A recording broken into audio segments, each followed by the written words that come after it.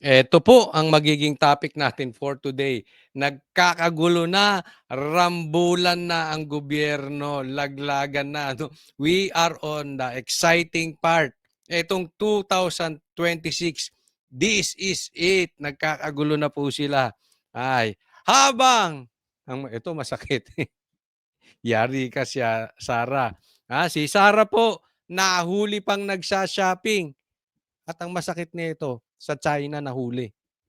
O, di mapagbibintangan na naman si VP Sarang pro-China. Nako, mapagbibintangan na naman. Lustay si VP Sara. Pero, kukumpletuhin ko kasi may konteksto po yan. Kasi alam naman natin na siraan sa gobyerno, no? Pero hindi nila naiintindihan na may dahilan po yan. Mamaya pag-uusapan po natin. Pangalawa, panic mode na ang gobyerno. Nasasaktan. Ibibigay ko sa inyo yung mga ebidensya na nasasaktan na po ang gobyerno kaya talagang natataranta sila. Ebidensya na nagpapanik na sila. Pangatlo, general, sinabing walang option kung hindi si BBM. At pang-apat, si Lisa di umano ang nag-uutos kay Claire. Alam nyo, yan talaga ang tingin ng taong bayan. Can we blame them? Pag-uusapan po natin. Huwag pong kakalimutan napaka-importante kay Coach Oli yung like nyo. Simpleng like lang. I-like nyo lang po itong video na ito. Malaking tulong na po yan. At huwag nyo rin pong kalimutan mag-subscribe. Doon sa mga hindi pa po subscriber ng channel ni Coach Oli News PH. Coach Oli News PH 2. Dalawa yan. Sa YouTube at saka sa Facebook. Sana naman paki-check kung nakasubscribe na kayo doon sa dalawang channel na yon. Coach Oli News PH, Coach Oli News PH 2. YouTube at Facebook, paki-check nyo. Kung nakasubscribe na kayo sa YouTube, sa Facebook naman follow. So meron lang yung button na ganyan, click nyo lang, ha? Okay. Hindi na po natin pagtatagarin. Diretso na po tayo agad-agad sa ating topic dahil kay Coach Oli, bida ang balita. Simulan po natin dito, okay? Ito, isa sa sinasabi kong halimbawa kung bakit nagpapanik na po ang gobyerno at kung ano-ano ang kanilang pinagkagawa. Ito, style na po nila. Observe nyo po. Hindi po to isolated case. Hindi lang po ngayon to ginawa. Lagi nilang ginagawa ito. Tingnan ninyo ang style ng gobyerno pag sila nasasaktan. Kung ma-deliver ang commitment na halos 12,000 megawatts na power supply, kinansela ng Department of Energy ang mga kontrata para rito ng Solar Philippines Power Project Holdings. Kumpanyang itinatag ni Batangas 1st District Representative Leandro Leviste. Yan. So sa madaling salita, ito lang yan. Ganun kasimple po yan. Yung kontrata nung kumpanya ni Leviste na solar, kinansela. Okay? Ng Department of Energy natin. Hindi ba nila alam? Hindi na nga siya, sa kanya yan. Ibinenta niya na yan. Nagkakagulo-gulo sila. Di ba sinabi ni Boying, si Boying pa nga mismo ang pumuyok dyan. Sinabi binenta niya, bakit niya ibinenta? Tapos ngayon kakanselahin. Tapos ngayon kinansela, idinidikit sa pangalan ni Leviste. Bakit? Tuloy po natin. Leandro Leviste. Ang kanselasyon, bahagi ng mas malawak na paglilinis daw ng DOE sa mga hindi natutupad na kontrata. Sa isang mensahe sa GMA Integrated News, sinabi ni Energy Secretary Sharon Garin na mga lehitimo at seryosong investors lamang ang gusto nila sa energy sector. Kaya kinansela nila ang mga kontratang aabot sa 17,000 megawatts ng renewable energy, kabilang ang sa Solar Philippines.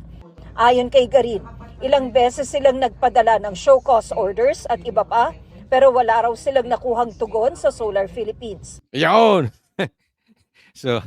So sa madaling salita, ito ay gusto nilang kanselehin yung kontrata.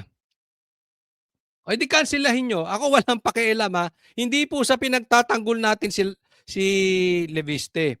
Okay? Hindi ko rin sinasabing wala akong pakialam kay Leviste. Kaya lang ang stand po natin, pag mali, mali, pag tama, tama. Gano'n kasimple lang 'yon. Kay Coach Oli, pag mali, mali, pag tama, tama. Kahit anong kulay mo, kahit pula ka, dilaw ka, et cetera. Kaya lang ang problema natin dito, halatang-halata naman kayo. Biglang idinikit yung solar na naibenta na ni Leviste, ngayon naman kakanselahin. 'Di ba halatang-halata? Maglalabas kasi si Leviste nung listahan ng mga magnanakaw. Yung mga naiwan sa, ah, sa files ni Cabral bago siya di umano nagpakamatay, iniwan kay Leviste. Pasimplehin po natin. Andodoon po yung listahan nung mga nakinabang sa mga flood controls, scandal. Ilalabas ni Leviste. At pagbabalik daw ng sesyon sa February, papakita niyan lahat-lahat kung sino yung mga involved dito. So ngayon, ang gobyerno, ginigipit siya. Yun lang po yan. Kasi ang simple-simple naman eh.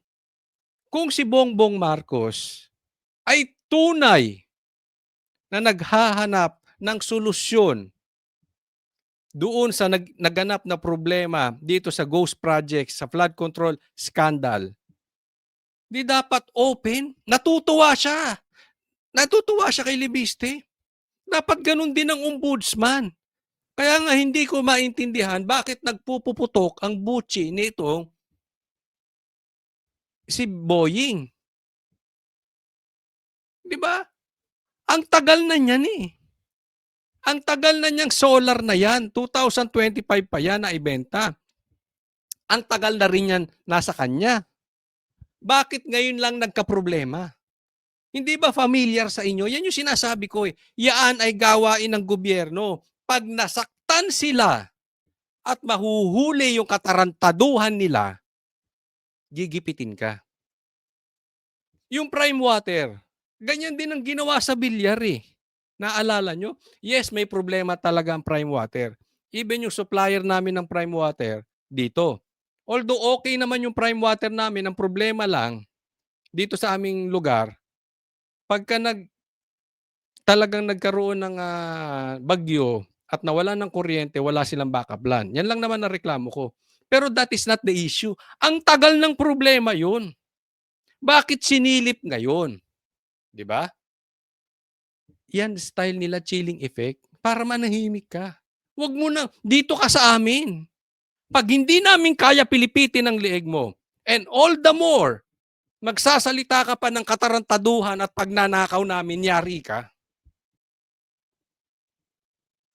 Hindi naman ngayon lang nangyari yan, ganyan sila parati. Biglang maninilip tong DOE.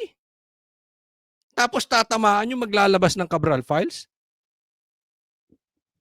Sinong niloloko nyo? Katanga mo na lang kung hindi mo nakikita na talagang off itong timing nila. Pinagmumulta sila ng tinatayang 24 billion pesos. Dagdag ni Karin, ang kanselasyon ay base lamang sa discipline, performance at pagpapatupad ng kanilang contractual obligations. Pagsunod-an niya ito sa integridad ng mga kontrata at pananagutan sa publiko at hindi dahil sa politika. Ayon pa Sino hindi maniniwala? Sino maniniwala sa inyo na ito hindi dahil sa politika? Sino maniniwala sa inyo na yung impeachment kay BP Sara ay hindi dahil sa politika? Magtataka ka eh. Halimbawa lang, halimbawa. Halimbawa lang ha. Hindi nila sinisilip si Raffy Tulfo. Halimbawa lang. Biglang maglabas ng katarantaduhan nila sa ghost projects. Biglang na ngayon magkakaproblema si Tulfo. 'Di ba? Yung ba naman kailangan pa nating ispilingin. Kaya nga alam mo nung na-interview namin si Leviste, nung nagkaroon kami ng last message, ang sabi ko kay Leviste, sana hindi ka huminto. Dahil marami na kaming nakitang katulad mo, naninindigan sa tama, pero biglang humihinto. pag tinakot na ng gobyerno. Ang problema, ang kaibahan lang nitong si Leviste, totoong sadyang mayaman na 'to, eh. Kaya lang gano'n din naman ang Villar. Pansin niyo tumahimik, mayaman din 'yun. So sabi ko, tingnan natin, maganda 'yung ginagawa ni Leviste. Pero ang tanong, hanggang saan? Hanggang kailan? Sa kalihim, posibleng kulangin na ang reserbang kuryente sa hinaharap at hindi mangyayari ang inaasahan sanang pagbaba ng presyo ng kuryente. Hininga namin ng reaksyon si Leviste at ang Solar Philippines, ngunit wala pa silang tugon. Hiningan nila si Leviste, pero wala pang tugon. Pero ang daming interview ni Leviste. Baka naman GMA ayaw lang talaga sadyang ayaw lang sa inyo. Alam mo yung sinasamin sa amin ni Leviste? At tuloy-tuloy ko itong gagawin. Kailangan tayo magsalita. Kaya lang, sabi niya, kailangan namin kayo. Kasi mag-isa lang ako, eh. Alam mo, makahulugan sa amin yun. Ano ibig sabihin? Ang dating sa akin noon, wala na siyang tiwala sa mainstream. Diba? Kaya, saan siya nagpapa-interview na, eh. Diba? Kasi kailangan totoo niya ng katulong. Okay, hindi ko sinasabing GMA. Pero marami sa mainstream media natin, baluktot na ang galawan. Tungkol naman sa umano'y pagbebenta ng shares ng kumpanya ni Leviste nang walang pasabi at pagpayag ng Kamara na nagbigay ng prangkisa nito, sinabi ng isang vice chairperson ng House Committee on Legislative Franchises na iimbestigahan ng komite ang issue kung may maghahain ng resolusyon. Sir, kailangan kong may reso, hindi po pwedeng moto. Well, first, let me just say it's my first term as a congressman. From my understanding, there has to be some kind of resolution because that's the formal way of actually bringing it to the attention of the committee. Ako pupusta. Eto lang, pupusta ako sa inyo. Hindi lang si Leviste ang maglalabas ng baho. Gusto niyong malaman kung anong mangyayari? Pustahan tayo. Hindi po ako manghuhula. Pero ano na yan, eh.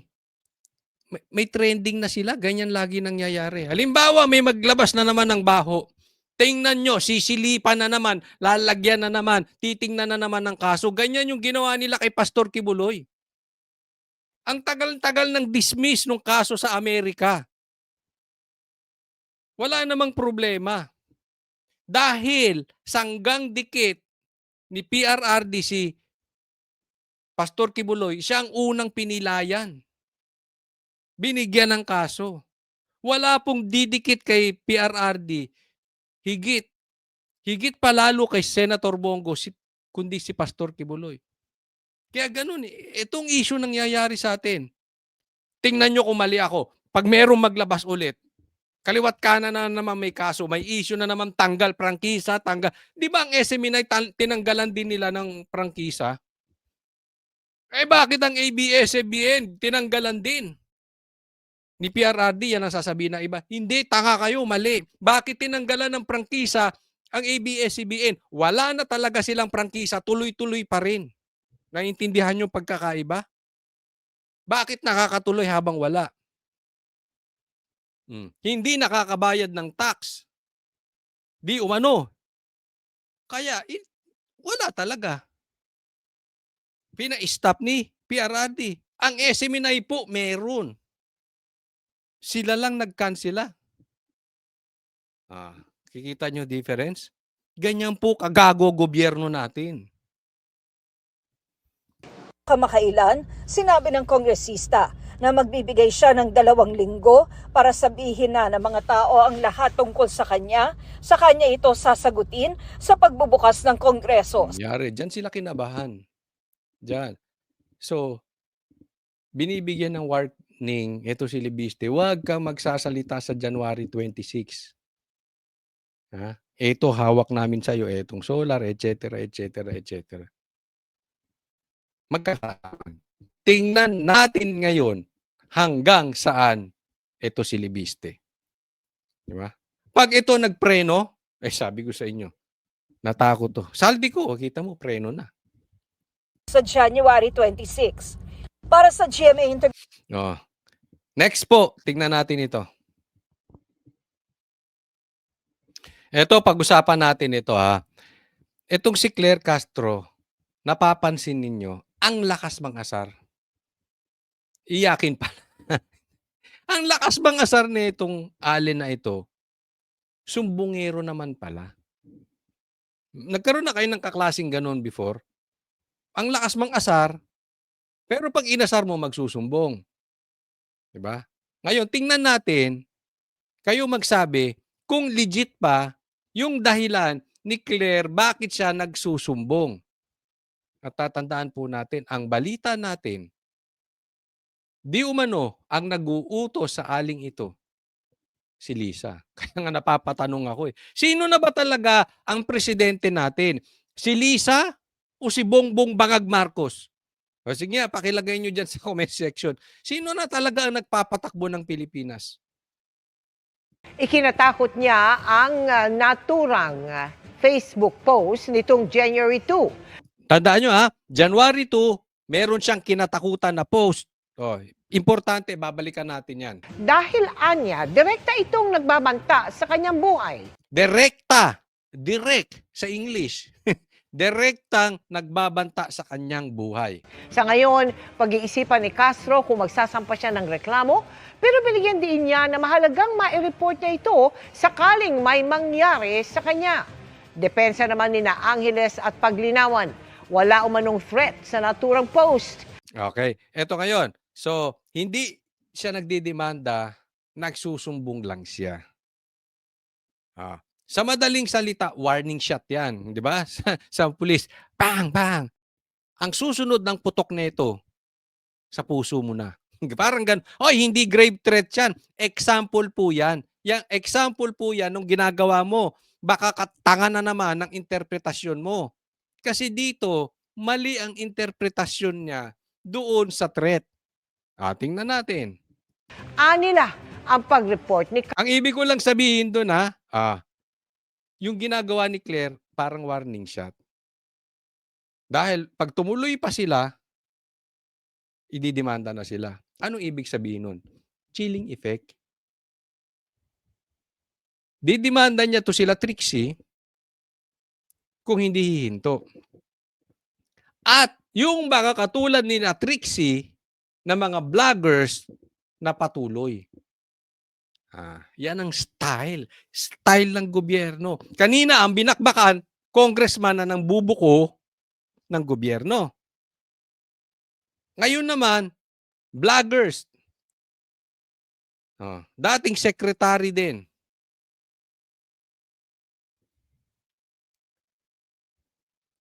Binakbakan.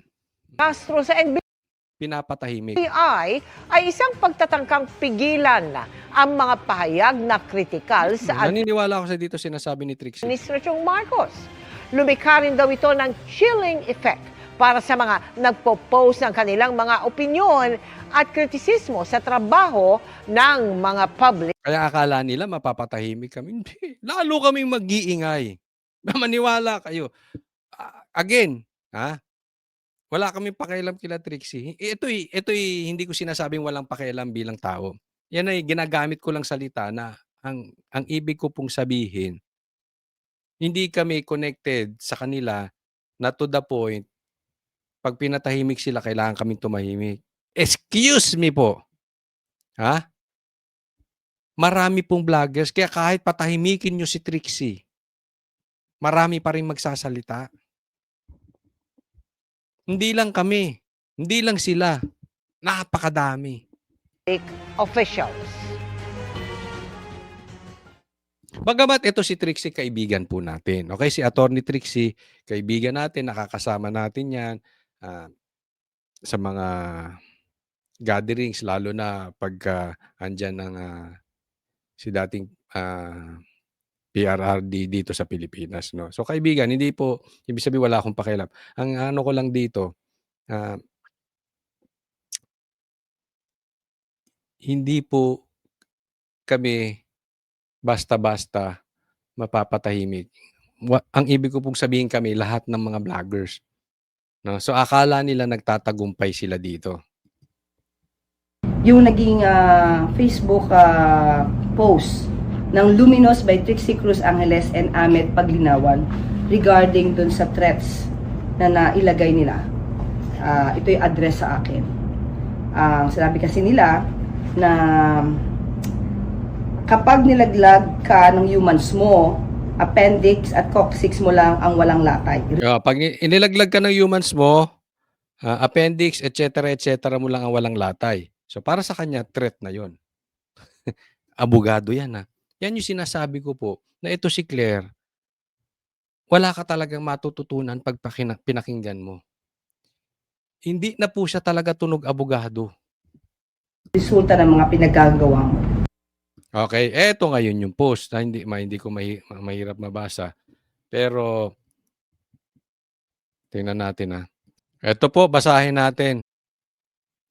Basahin po natin, nagsalamin na ako kasi hindi ko mababasa. So, ang nakalagay dito sa post ni Trixie, nakakatuwa si Claire Castro sa Chucky series niya. Ito yung nirereklamo ni Claire na post ni Trixie. Na para bang naniniwala siyang siniseryoso siya ng tao, kala niya di naiintindihan ng tao na tauhan lang siya at yung inaasal niya ay umaayon lang sa taong nasa puder o di kaya asawa ng puder. Ang pinagtutukuyan niya dito, nakakalimot ata to si Claire. Ha? Na siya ay tauhan lang ni Marcos at ni Lisa. Masyado niyang kinakarir, ika nga. Claire, sana naiintindihan mo na alam naming tuta ka lang. Sana rin bagong taon ito, January 2 pinose, maiintindihan mo na nasa oras na nilaglag ka ng humans mo. Okay? Ito yung post na kinagagalit ni Claire na katatakot. So isipin mo, ikaw si Attorney Trix, ikaw si Claire. Ikaw ay empleyado ng gobyerno. Ikaw ay opisyal ng gobyerno. Ikaw ay USEC ng gobyerno. Ikaw ay USEC ng PCO. Ikaw ay tagapagsalita ng Pangulo na ikaw ay ang lakas mong mang-asar. Halimbawa ako, vlogger, makakatanggap ako ng ganito. Ito ba ay matatawag nating threat? Sige. Ilagay nyo dyan sa comment section. Ano sabi niya? Maintindihan mo na oras na nilaglag ka ng humans mo kasi ang tawag sa kanya tuta. Yung humans mo, yung amo mong mga tao na si Bongbong Marcos at si Lisa, which nangyayari. Talagang naglalaglag si Bongbong. Si Sara nilaglag niya, si PRRD nilaglag niya, si Chavit nilaglag niya, even si Torre nilaglag niya. Ganyan po ang may problema sa addiction. Pag wala ka ng gamit, ilalaglag ka. Canceled ka. Cancel culture po ang Marcos. Tatandaan nyo yan. Nilaglag ka ng humans mo, appendix, coccyx mo lang ang walang latay. Resulta ng mga pinaggagawa mo. Grave threat yun. Sinabi man ni Attorney Trixie, papatayin ka namin. Ha? Labas ang laman loob mo pag kay nilaglag nila Bongbong. Ilalabas namin ang iyong appendix, ang iyong bituka, ang iyong utak. Ganun ba ibig sabihin? Ang ibig sabihin ni Trixie, tayo naman ay hindi abogado pero naiintindihan natin. Pag nilaglag kanyang mga yan, nagawain naman nila, yari ka. Yari ka. Hindi yayariin ka ni Attorney Trixie. Yari ka dyan sa mga amo mo. Hindi ba ganun yan? Anong klaseng abogado to? Hindi niya naiintindihan yung post na ganito? Kaya nga sabi dito, posible ito'y di umano. Inuutusan lang ni Lisa. Ito sabi niyo, yaan mo na yung nasa taas, mahirap talaga yan silang gantihan. Pero ikaw, ay ewan. Alam namin, yung Chucky stunt mo na yan, kasi sinabi niya ni Chucky si BP Sara, ay hindi sa'yo. Di mo tipo ang naglalait, di bagay, di mo gamay. Bakikaw ka, awkward ba? Pero sige, ikakaligaya mo yan, aayuda kami sa papanggap mo, magka-level kayo ni Lisa. Ano ba naman yan? sa mga makakabayan yan, magkakababayan yan, di ba? Hmm. Ito'y pahiwatig na may kamay si Lisa dito sa mga pang-aasar ni Claire. Hmm. Alam mo kahit mga vloggers, kami mga vloggers, nakakatanggap kami lahat naman ng death threat. Pero 'pag makatanggap ka ng ganito, hindi mo siniseryoso. Kasi hindi ka tanga. Ang talagang mga threat yung kunwari pinapaligiran ka ng pulis, sinusundan ka kung saan-saan, do'n makikita mo, Ah, hindi yung ganito, pinost sa Facebook. Abogado 'to, si Trixie.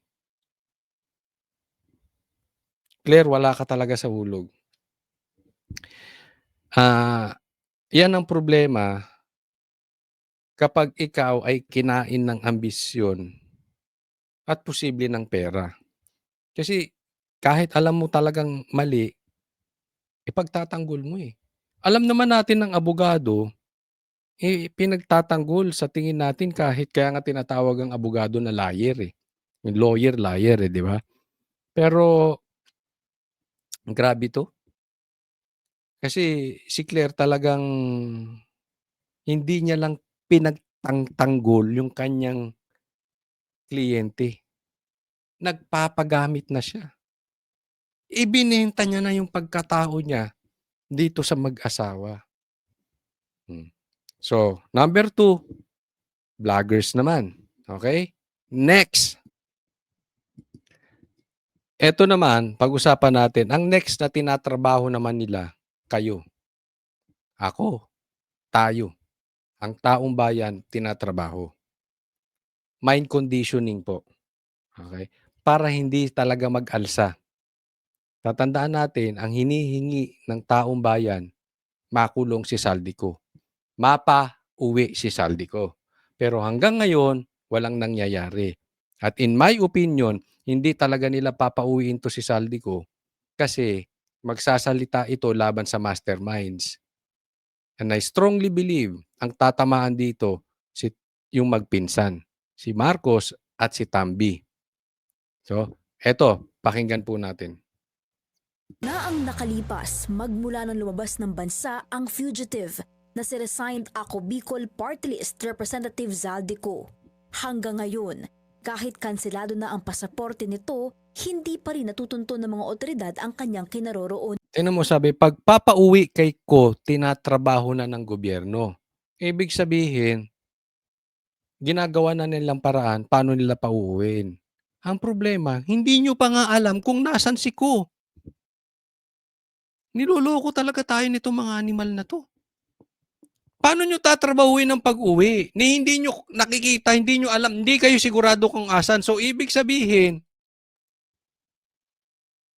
hindi pwedeng nasa Timbuktu ito. Malay mo nasa Tagaytay lang. Malay mo nasa Ilocos Norte. Malay mo nasa China. Makakapasok ba kayo doon? Hindi natin alam, di ba? Even yung may intelligence funds, confidential funds na billion-billion kay Bongbong Marcos walang alam. Hindi nila alam kung nasan to. Ayon sa DILG, may hudyat na raw ang Pangulo sa mga ehensya ng pamahalaan para magkaroon ng extradition treaty ang Pilipinas at ang Portugal kung saan pinaniniwala ang nagtatago si Ko. Pero nagbigay ng instructions sa President na formally mag-apply na kami ng extradition treaty sa kanila kahit wala pang formal extradition treaties between the two countries. Oh, kita mo? Kung hindi ba naman gago kaliwat kanan itong mga to. Mag-a-apply ng extradition treaties. Oh, ipapa-extradite sa galing sa Portugal si Saldico. Wala pa nga. Wala naman tayong extradition treaty sa Portugal. 'Di ba? Sa kanila mismo galing 'yon. So paano nyo gagawin? Kaya nga hindi natin malaman si Saldico ba talaga ay hindi nila alam pero Hindi nila alam kung nasaan si Saldico, pero sinasabi nila sa tao tinatrabaho para lang mapayapa ang taong bayan at maloko nila na sila may ginagawa. Or baka naman, alam talaga nila kung nasaan, nagkita na sila, meron na silang deal. Kasi napansin nyo, bigla na lang tumahimik si Saldico nung sinabi kakanselahin yung passport. Posibleng nagkaroon na sila ng deal. And maybe, possible, hindi ko sinasabi, pero posible. Baka mamaya hawak na nila. But one thing for sure, alaman nila o hindi kung nasan si Saldico, mga inutil sila. Hindi nila mapauwi. At diyan po ang gusto ng taong bayan. Tama si Tiangco. Napaka-ipokrito nyo mga kaliwat kanan kayo. Kung tutuluyan nyo ang impeachment ni BP Sara samantalang yung may pinakamalaking ninakaw sa ghost projects wala dito. Hindi nyo mapauwi, hindi nyo mapakulong. Di ba? It makes sense. Pero through the Interpol, magre-request na kami ng repatriation ni Saldico kung nasa Portugal talaga siya. Diba? Hindi nila alam. Hindi nila alam. Yun lang, simple lang eh. Hindi nila talaga alam o itinago na nila. Alam nila kung nasan. Hindi lang talaga nila pauwiin. Yung sinasabi ko, ang bottom line dito, wala sa bansa. Ineffective sila. Ayon kay Rimulya, base sa impormasyong nakalap nila, may Portuguese passport si Ko. Kaya tinitignan nila ang posibilidad na naroon ang dating kongresista. Pero makalipas ang ilang oras, tila kumambyo ang kalihim at nilinaw na almost impossible na ma-extradite si Ko dahil walang extradition treaty sa pagitan ng dalawang bansa. Yan mo imposible. Ma-extradite si ano. So ano yung sinasabi nyo na a-applyan nyo, ganyan-ganyan. Para lang may masabi lang na meron silang ginagawa pero aaminin din nila na wala rin naman silang magagawa. Paglilinaw ni Remulla, iniutos ng Pangulo sa pamahalaan na pag-aralan kung ano ang mga maaaring gawin para maibalik sa bansa si Ko bukod sa paraan ng extradition. Pinag-aaralan pa namin kasi ang magulo dito ay wala tayong extradition treaty. Gusto mo, tuturuan kita, John Vic, kung paano mo mapapauwi si Saldico. Kaya lang, baka ayaw mo. Baka hindi ka pumayag. Padala mo dun si Torre. Kaaway niya yun eh. Meron silang hindi pagkakasunduan. Di o ano. Pero si Torre, di ba? Magaling manghuli kahit illegal. Huuli niya, walang legal-legal. Kikidnapin ni Torre yan. Ganun ginawa nila kay PRRD, di ba? Yan yung sinasabi. Even si Jaime Marcos, na kapatid ng Pangulo, sinabi kidnapping ang ginawa kay PRRD. Pakidnap nyo na lang kay Torre, padala nyo dun si Torre. Di ba? Kung dating presidente, nakidnap niya, yan pang congressman, party list lang. Kaya lang, ang tanong, kaya ba ng consens? Kaya ba ng pride mo? Mauunahan ka na naman ni Torre. Si Torre na naman ang sikat. There are other avenues that we can pursue na gusto niyang pag-aralan. A treaty takes years and years to do. Okay. So the other avenues possible, in-instruction sa amin ay pag-aralan namin kung paano natin magagawa ang extradition niya not passing through a treaty.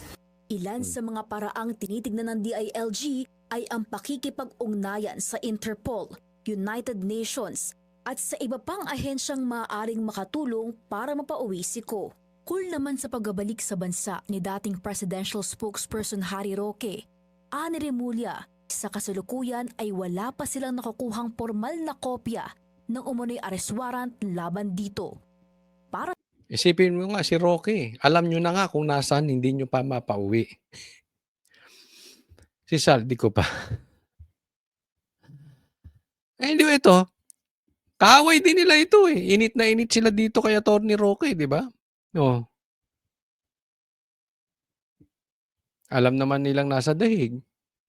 Hindi man nila mapauwi. Ayan na naman, puro pangako na naman 'tong gobyernong 'to. Next topic po tayo.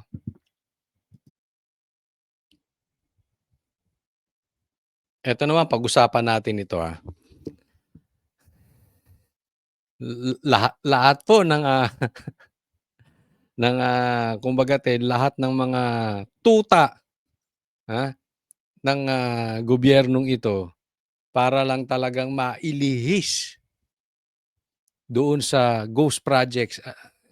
Ayan po yung sinabi sa amin ni Libiste, ayaw talaga nila yung imbestigasyon patungkol dito sa ghost projects at saka dito sa flood control scandal.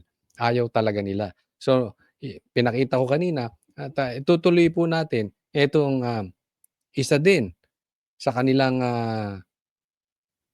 punto para mailayo ang issue. Ito, hindi ko alam, naka-red alert po ang mga tuta. Pero itong si Tito Soto, baka ito ang tuta ng mga tuta. Ito, hari ng mga tuta. No? Pakinggan po natin ang sasabihin niyan. Tiniyak ni Soto na aaksyonan niya ang kaso forthwith. Matatandaan noong nakaraang taon sa ilalim ni dating SP Cheese Escudero. Inabot ng ilang buwan bago isalang sa plenaryo ang impeachment case ni Vice President Sara Duterte. Naging issue ang salitang forthwith sa konstitusyon na hindi raw nasunod ng Senado noon para aksyonan agad ang reklamo. Ay, okay. Puntahan muna natin to, ito ang problema kapag ang Senate President or ang mambabatas ay hindi abogado pero pilingero. Hindi na abogado, feeling pang magaling. Ito si Tito Soto, nagpatutsada pa kay Cheese Escudero na hindi niya sinunod yung forthwith. Ang ibig sabihin kasi ng forthwith, agad-agad simulan ang impeachment. Ang interpretasyon ni Cheese, kung ako po hindi nagkakamali at tama ang aking pagkakaalala, simulan agad-agad pero doon sa tamang proseso. Ang gusto ni Tito Soto, hindi, bukas gawin natin. Kahit mali ang proseso. Yan ang problema ng hindi abogado. Kaya tayo may problema dito sa mga ganitong klase. Sana man lang, alam mo, mas may bilib pa nga ako kay Lito Lapid . Alam niyo kung bakit? Alam niya kung saan siya malakas at alam niya kung saan siya mahira. Ang problema, itong Senate President, itong Senado, ginawang itbulaga. Ginawang noontime show. Kulang na lang, magpasayaw siya dyan ng magpasayaw siya dyan ng dancer niya. Hindi ba nagkaletse-letse? Ang ganda ng investigasyong ginagawa dyan sa Senado. Tumbok na natin si Tambaluslos. Siya na ang itinuturo ng isa sa mastermind, si Romualdez. Bakit napunta tayo kung saan-saan? Pumasok kayong dalawa ni Pinky Lacson. Nagkaletse-letse. Ang ganda ng ginawang investigasyon ni Cheese Escudero at ni Marcoleta dyan. Hindi ko po sila kinakampihan. Pero realidad, di ba? Papunta na tayo sa mastermind. Bigla tayong lumiko. Tapos mali ang interpretasyon mo ng forthwith. Papatunayan ko sa inyo, tama yung desisyon ni Cheese. Bakit? Halimbawa, gusto niyo i-style ni Tito Soto. Forthwith na, kahit na mali ang proseso, simulan na natin ang impeachment na kay Sara. Tapos sinimulan. Anong desisyon ng Supreme Court? Void ab initio. Unconstitutional, void ab initio. Yung impeachment. Anong ibig sabihin nun? Yung impeachment na sinampa, from the very beginning, illegal, mali, at ito ay parang hindi nangyari. It is as if walang impeachment nang ganap. Di parang gago yung Senado. Ano yung nililitis yung impeachment? Sinabi na ng Supreme Court, Walang impeachment. Void ab initio. Eh di tamang lumalabas si Cheese, nasayang ang pera ng taong bayan. Nag-grandstanding lang kayo mga animal. Nasayang ang oras nyo na dapat meron kayong tinatrabaho pero nakafocus kayo sa impeachment. Sabagay, excited kayo sa impeachment para matabunan yung flood control projects.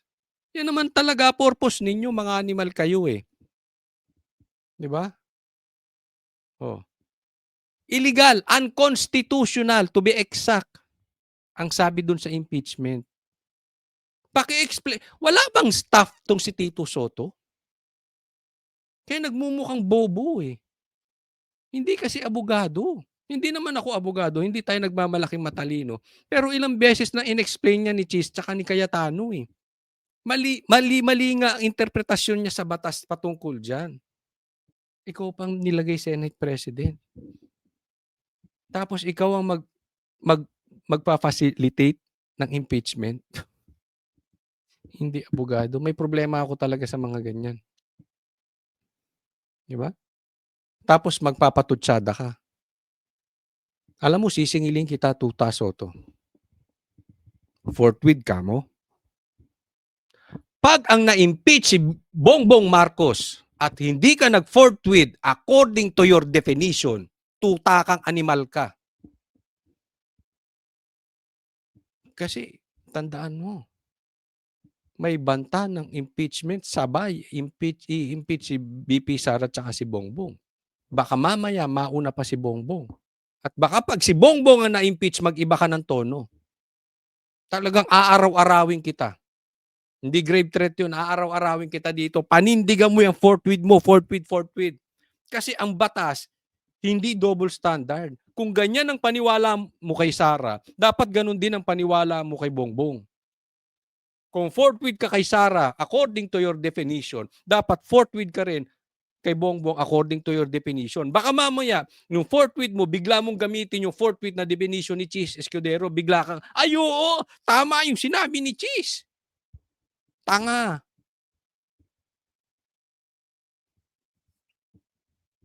Yung mga hirap kasi ito sa mga to nagmamagaling eh. Ito si Tuta Soto, hindi ko talaga maintindihan eh.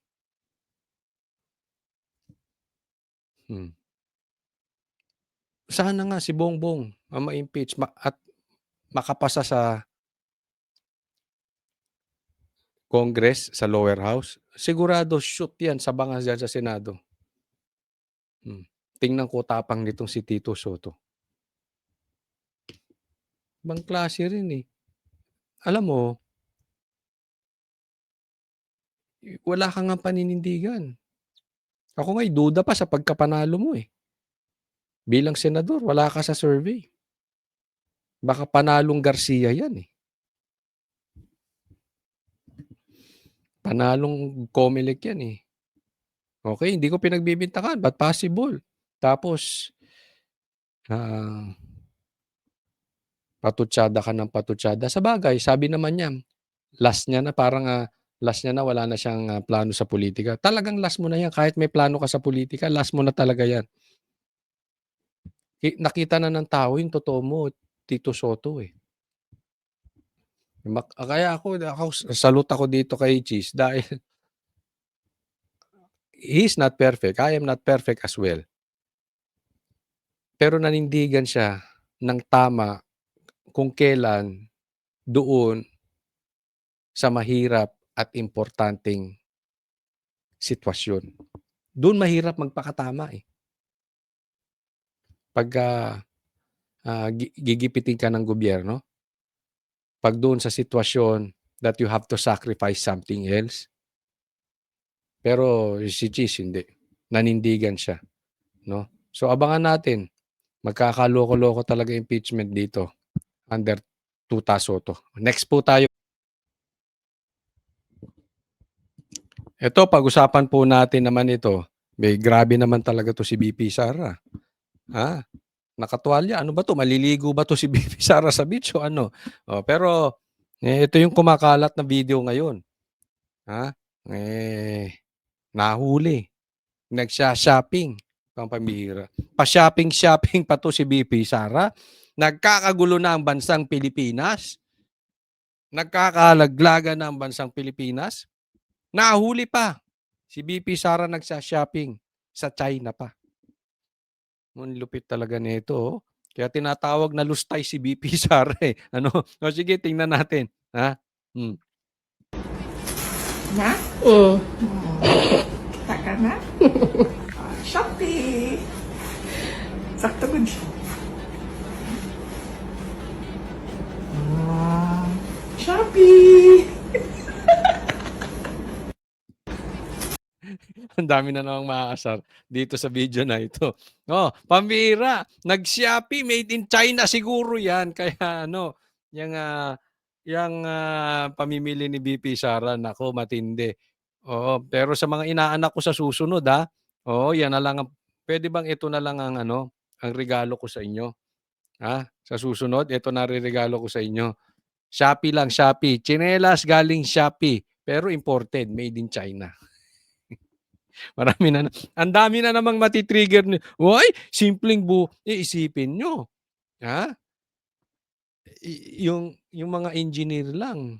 Ha? Yung mga contractor lang. Bumibili ng payong para sa kotse. Ganun sila katindi. Ito pang isang witness. Ha? Na undersecretary ng DPWH. May mga mansyon sa Forbes. May mansyon sa Bataan. May mansyon sa Ayala, Alabang. At ang dami, bilyon-bilyon ng pera. Oh, pero si BP Sara, shopping lang. Oh, Shopee pa, Shopee. Mukhang made in China pa eh. Kaya nagagalit na naman sila dyan. Ako, meron kang meron kang ang 150 million confidential funds. No? Pero ito, ang isang ibig sabihin na, chill lang. Chill. Alam mo kung malinis ka, chill lang. Bagamat, kung malinis ka, kahit hindi ka perpekto, wala naman kasing perpekto eh. Pero hindi ka nanloloko hindi ka nagnanakaw. In the end, ipagtatanggol ka rin ng Panginoon. Kita mong nangyayari ngayon. Alam nyo ba, sila nagkakagulo? Sila po nagkakagulo. Ang sasampahan pa nga na impeachment, di umano ay si Bongbong Marcos. Di natin ano ang mangyari. Mga kakampi niya yun, ha? Makabayan Black.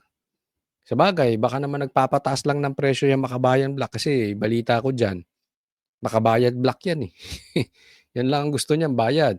So, gigipitin ng presidente para magbigay ng bayad. No? Pero nagkakagulo sila. Si Chanco nagsalita na pinagalitan daw ni Bongbong Marcos sa harap niya, si Romualdez, dahil ilang mansion ba ang gustong bilhin, ilang helicopters ba ang gustong bilhin, na-discuss ko na po yan. So, hindi natin alam, yan na nagbabackfire. Isipin niyo po, alam ni Bongbong Marcos na nagnanakaw yung pinsan niya pero wala siyang ginagawa. Alam niyang nagnakaw yung pinsan niya pero ang gusto niyang trabahuhing impeachment, si Sara. Alam niyang nagnakaw yung pinsan niya pero anong ginagawa ng sekretary ng DPWH na si Dizon ay puro pinagsisisante yung mga district engineers, yung mga contractors, etc. Alam niya yung pinsan niya nagnakaw, pero yung secretary niya, yung ombudsman niya, ang ginigipit, si Libiste.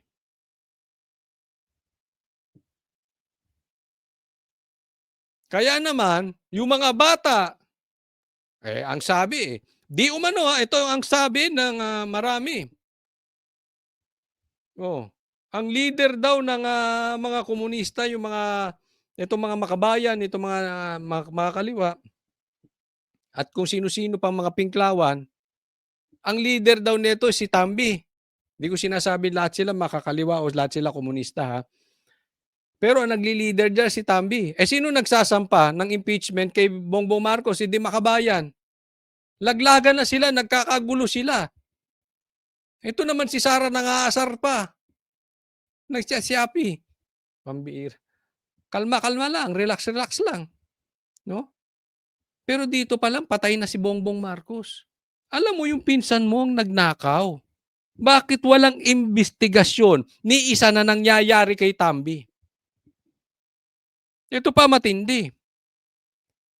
Ang Pork Barrel Kings, katandem niya, si Sandro, anak ng presidente. At mas malaki pa ang pork barrel ni Sandro kesa doon sa pinsan niya. Na yung pinsan niya, alam niyang nagnakaw. Naiintindihan niyo ang implications nito?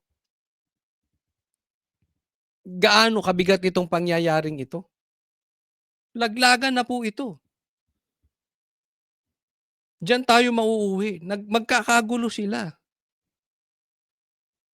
So sa madaling salita, talagang dapat ma-impeach si Bongbong Marcos. Dahil alam mo magnanakaw yung kapinsan mo, pero yung ginagawa mong solusyon para malutas itong problema natin sa flood control scandal at saka sa ghost projects, hindi mo ginagawa ng tama. To the very least, to the very least, Pero ako kasi naniniwala, you are one of the masterminds.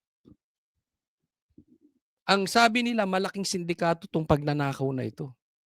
Hindi po pwedeng walang alam si Bongbong Marcos, in my opinion.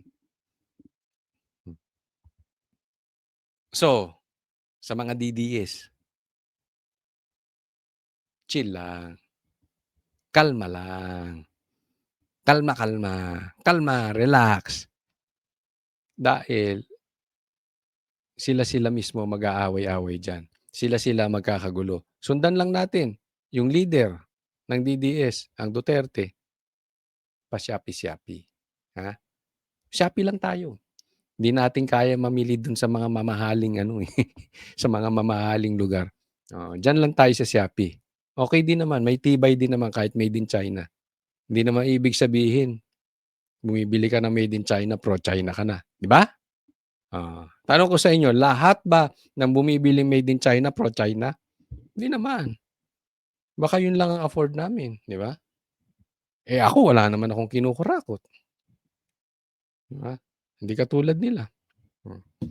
Next topic po.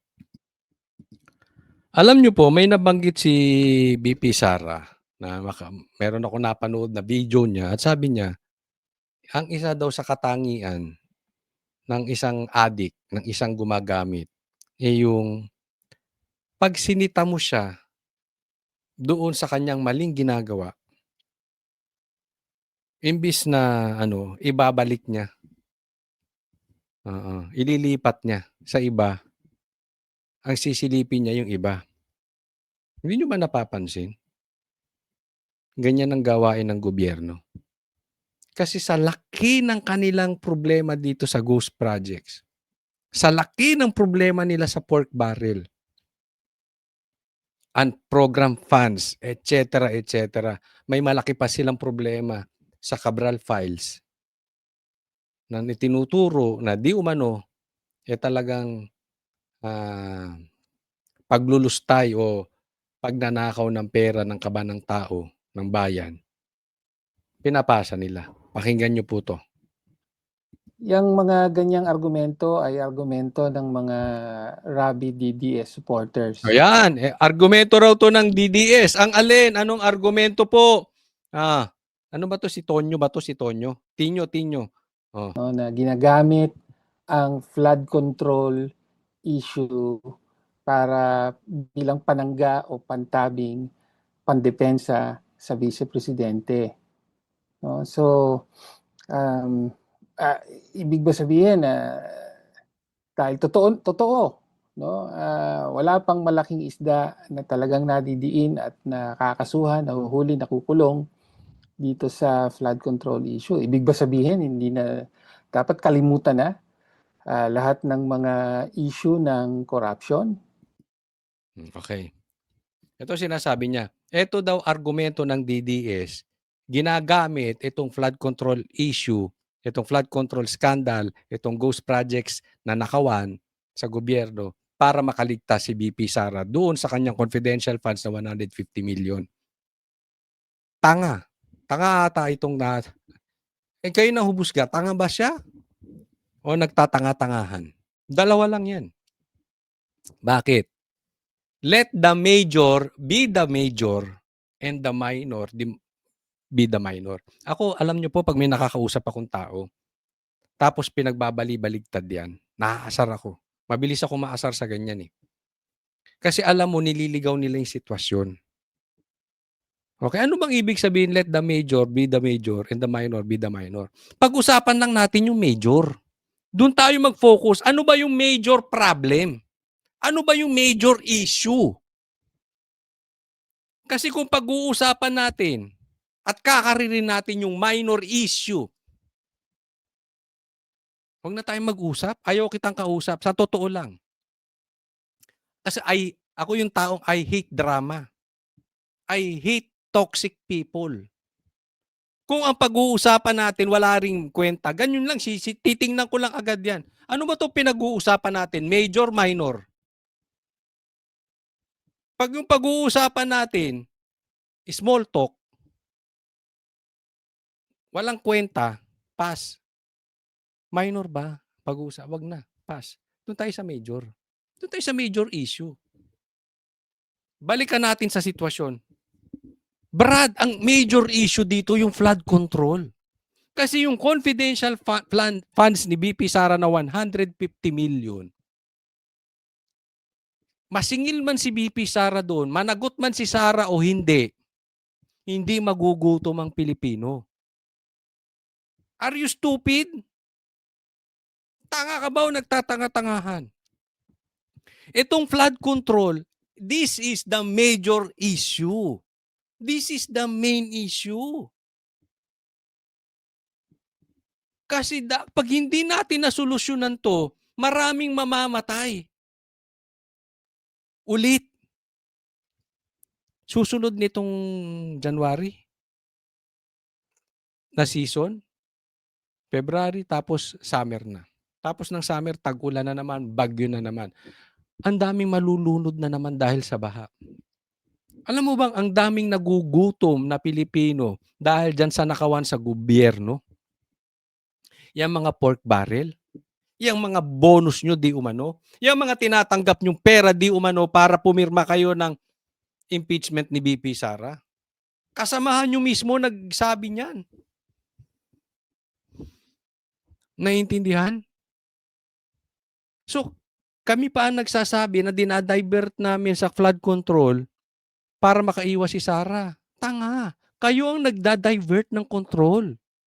Ay, kayo nagda-divert ng issue. Kasi ang problema natin yung flood control.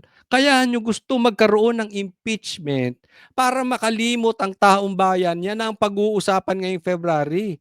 Makalimot dun sa tunay na problema ng... Isipin mo, pag-uusapan natin yung 150 million na confidential funds ni BP Sara na nagamit naman sa tama. Pero yung billion, tahimik ka, gago. Gago kayo. Yung billion na confidential funds ni Bongbong Marcos, tahimik kayo. Ano ba kayo? In the first place, hindi maliit na bagay yung kinakaharap ng Vice Presidente. Pinag-uusapan natin dito, 612.5.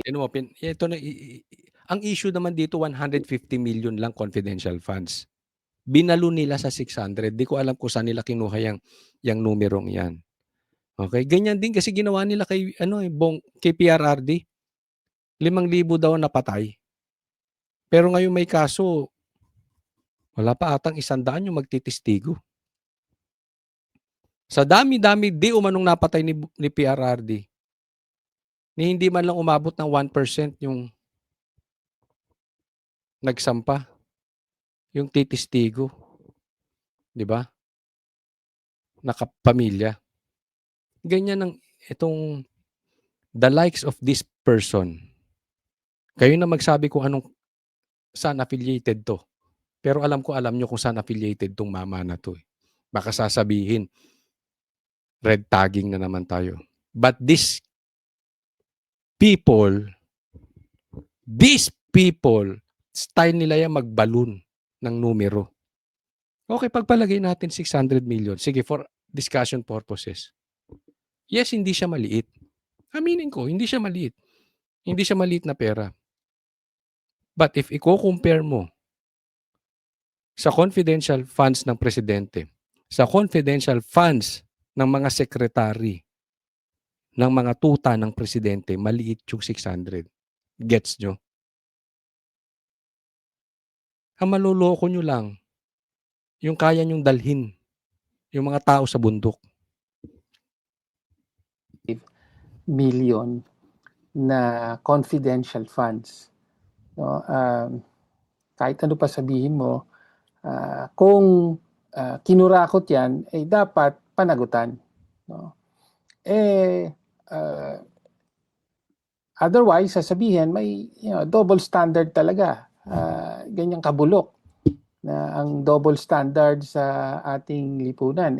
Ang mga... Alam mo, gago to. Kami pang double standard. Ako wala akong paki kay Sara. Ha? Ang prinsipyo lang naman natin, pag tama-tama, pag mali-mali. Walang issue po sa akin kung idemanda nyo si Sara. Kung talagang nilustay niya yung 600 million na pinagsasabi mo, walang issue. Pero dapat, patas. Kaya nga dapat kami ang nagsasabi, hindi pwedeng double standard. Bakit si Sara nakikita mo pero yung billion confidential funds ni Bongbong Marcos tahimik kang animal ka?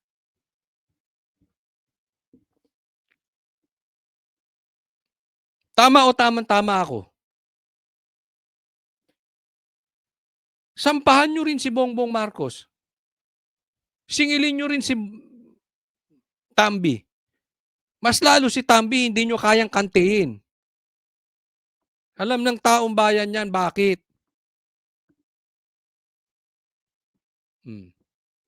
Ay siya nga maraming kinuha eh. Ba't di nyo kaya? Walang problema. Ano nyo si Sara? Pero lahat. Sige, lahat. Pupusta ako, hindi mo kaya. Titignan mo yung ang daming mga ordinary government employees. Sabi ko, adik ba to? Ako yung nagtatanong lang ha. Kasi sabi nga ni BP Sara, yan ang katangian ng adik eh. Binabaligtad. Of all people, kayo pa magsasabi ng double standard. Alam mo, ito yung parang lalaking nahuli mong ng bababae.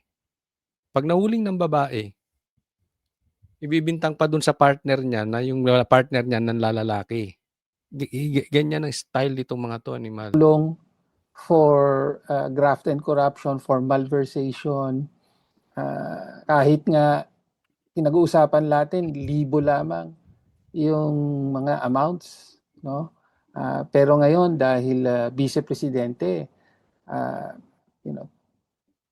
wala na lang, papabayaan na lang. So hindi naman pwede 'yon. Ang point niya, yung iba nga daw nagnakaw lang ng libo, kinukulong, kinakasuhan, hinaharap ang kaso, etc. etc. Tapos pagka vice president, hindi naman pwede 'yon. 'Di ba? Tama. Hindi porket kalaban nyo sa politika, tapos 150 million lang ang pinag-uusapang confidential funds, tatahimik kayo kay Bongbong Marcos. Kaya nga sabi ko, yung mga pinagsasabi nitong animal na to, dapat kami nagsasabi sa iyo niyan. Bakit yung mga nagnanakaw, nagsha-shoplift sa grocery, kulong agad? Bakit yung amon nyo? Ang laki ng ninakaw sa flood control, tahimik kayo. Yung amo nyo, na ang laki-laki ng confidential funds nasa billion, tahimik kayo. Kami dapat nagsasabi sa inyo niyan. Next topic po. Ito pa, isa pang nasaktan. Nasaktan kay Kiko Barsaga, kaya ididemanda naman siya. Nagkakagulo na sila, di ba? So, yan po nagiging issue sa ating gobyerno pagka na binubunyag yung kanilang anomalya, nagagalit sila tapos gigipitin ka. Pag-usapan po natin. Kakasuhan ng National Unity Party o NUP si Cavite 4th District Representative Kiko Barzaga dahil sa mga panibagong pasabog nito sa kanyang social media account. Sinabi ni House Deputy Speaker at NUP Chairman Ronnie Puno, hindi na nila palalampasin ang mga walang basihang aligasyon ni Barzaga. Sa kanyang post, sinabi ni Barzaga na tumanggap daw ang mga miyembro ng NUP ng suhol galing kay billionaire Enrique Razon kapalit ng pagsuporta sa dating House Speaker Martin Romualdez bago ang eleksyon noong 2025. Ayan, okay. Pag-usapan natin, yung NUP daw na kung saan sila ay miyembro, itong isang tycoon, itong isang mayaman, bilyonaryo na si Enrique Razon, sinuportahan, tumanggap ng suhol itong sila Puno. Kapalit ng pagsuporta doon sa di umanong magnanakaw o yung may flood control scandal at ghost projects at mastermind. Di umano na si Tambaloslos. So yan ang issue nila kay Kiko Barzaga. Ngayon, ididemanda siya. Pero kaagad din naman itong binura ng kongresista. Pinalitan niya ito ng panibagong post laban kay Congressman Puno matapos nitong ihayag na kakasuhan ng partido si Barzaga. Sabi ni Barzaga, pwede naman daw siyang kasuhan ni Puno pero pagpapatunay lang daw ito na nabili na ng negosyanteng si Razon si Puno. Giniit ni Puno, walang basihan at masama ang layunin ng mga paratang ni Barzaga. Wala naman daw kasing naging kalaban si Romualdez sa kanyang distrito kaya hindi makatwiran ang bintang ni Barzaga.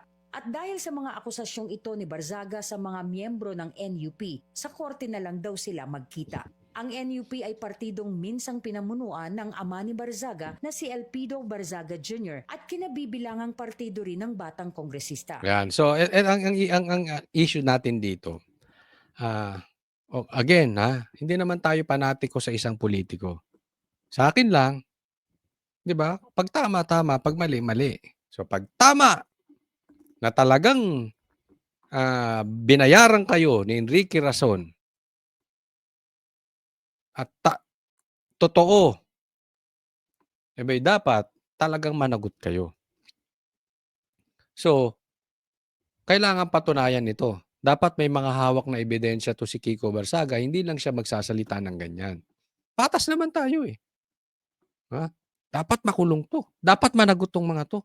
Dapat talagang mabigyan ng leksyon para hindi tularan. Yun lang naman.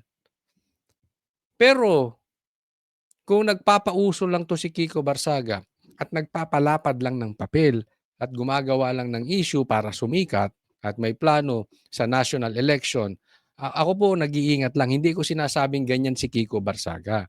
Kaya lang, come 2028, marami na magpapalakas sa Duterte. So ako ay tinitingnan ko lagi, hindi yung personalidad. Titingnan natin lagi yung katotohanan para hindi tayo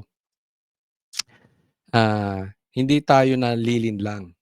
Ganyan po ang naging stand ng Banateros eh. Even si BP Sara at saka si Bongbong Marcos, remember that, nung nagtandem sila? Hindi namin sinuportahan si BP Sara na ang kanyang presidente ay si Bongbong because we know addict si Bongbong Marcos. Yan po ay personally sinabi sa amin ni PRRD. At yan din naman ay sinabi ni PRRD sa vlog pa nga ni Banat Bay, remember that? So, alam yan. At kay PRRD kami naniwala, kaya ayaw namin kay Bongbong. So, titingnan natin yung totoo. Doon lang tayo sa totoo. Hindi tayo dapat nagiging panatiko ng isang politiko. Sa totoo lang. So, ganito rin din kay Kiko, tsaka dito kay Puno. Patunayan mo. Kung talagang bayad sila, thank you. At meron tayong mababawasan tayo at na merong managot na swapang na congressman. Pero kung nagpapauso lang to si Kiko, wala siyang ebidensya, dapat managot din siya. Noong Disyembre ng nakarang taon, sinuspindi si Barzaga ng Kamara ng 60 araw ng walang sahod at benepisyo dahil sa ilang posts nito sa kanyang social media account na umano'y puro paglabag bilang isang mambabatas ng mababang kapulungan.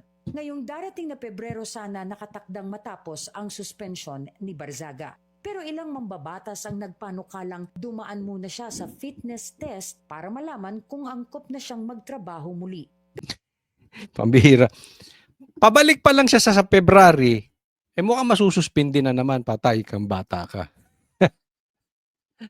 Dumaan muna sa fitness test. Anong fitness test ba yung ibig niyong sabihin? Gusto mo mag-boxing sila ni Puno? Hindi ko maintindihan. Ano ba ibig? Gusto mo mag-boxing sila dyan ng mga o mag-jogging sila? Anong fitness test? Yan ba inaayon sa batas na? O ayan kasi sinasabi nila si Kiko Barzaga may sapak. Hindi natin alam kung paano niya kokontrahin yan. Pero tila magbabago ang storya ngayong panibagong kaso na naman ang kakaharapin ni Barzaga. Sa pagbabalik ng sesyon sa susunod na buwan, nakahanda raw si Barzaga na mag-privilege speech para patunayan ang umano'y suhulang kinasangkutan ng NUP. Para sa agenda. Abangan na lang natin. Okay? So tayo, dyan lang tayo. Wala tayong kinakampihan. Yung dapat managot, managot. Next po.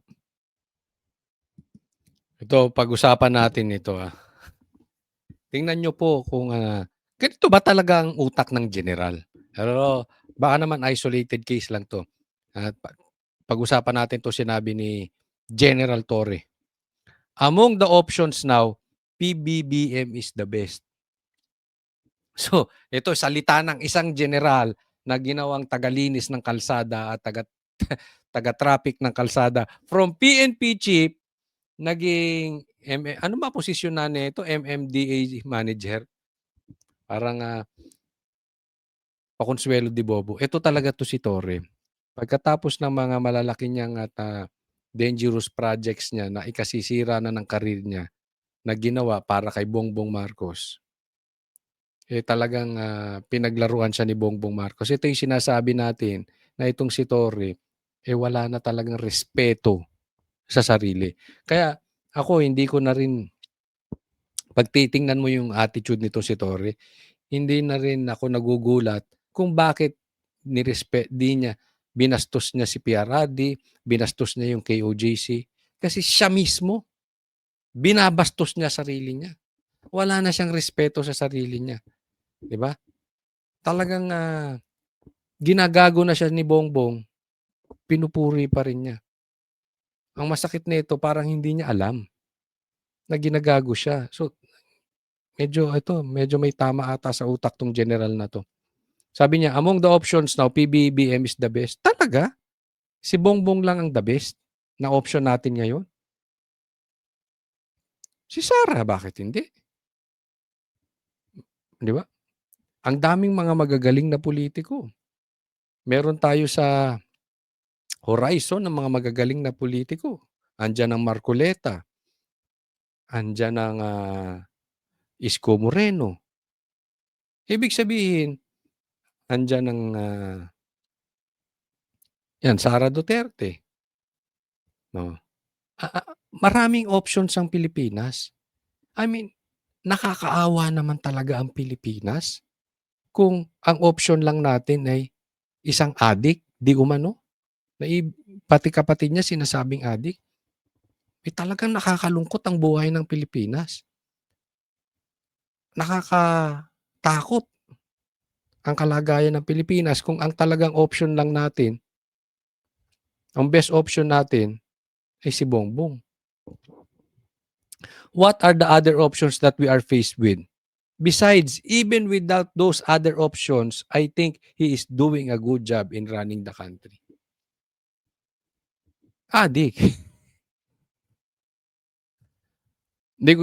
Hindi ko sinasabing adik siya, no? Pero yung ginagawa, sinasabi niya, ay gawaing adik. Ano yun? Meron siyang nakikita ng malayo sa katotohanan. Napakalabo nitong sinasabi nitong general na to. na magandang pagpapatakbo ni Bongbong Marcos sa wala nga siyang infrastructure. Yung 2 tulay ninakaw niya. Hindi niya proyekto yun. Ang dolyar natin pataas na ng pataas. Hindi ka ba pagtaas ng dolyar, tataas ang kuryente, tataas ang bilihin, tataas ang gasolina, tataas lahat. Sahod hindi tumataas. Nag-iisip ka ba, mama?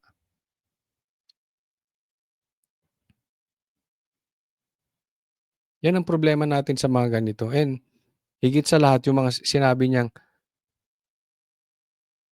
PBBM is the best option. Wow. Ang layo po sa not even close. Ibig sabihin, that is the best you can do? Yan na ba? Ang sa tingin mong best natin? Ay, anong klaseng mama talaga to? Wala talaga tong bait sa sarili.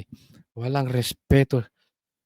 Pati sarili mo, Brad, boss, sir, binabastos mo. Huwag po kakalimutan na i-like nyo po itong vlog na ito. And sana po doon sa ating mga taga-subaybay, magkagawian nyo, panuorin itong vlog natin from start to finish. Kaya alam nyo, samahan ninyo ako dahil dalhin nyo ako kahit saan. Merong mga nagkukwento sa akin, nagpunta ako ng Japan. Yung mga manunood natin dyan, shoutout sa inyo sa taga-Japan. Sa Hong Kong, iba nga daw habang naglilinis ng kotse, iba na habang naguhugas ng pinggan, yung iba habang nagtatrabaho, nanonood sila. Pakinggan nyo lang. So maraming salamat sa patuloy na sumusubaybay. Sana mas marami pang sumubaybay at panuorin yung vlog ko from start to finish. Huwag po kakalimutan yung like and subscribe po tayo. Coach Oli News PH sa YouTube and sa Facebook. And meron din po tayo second channel, Coach Oli News PH2. Maraming salamat po. God bless everyone.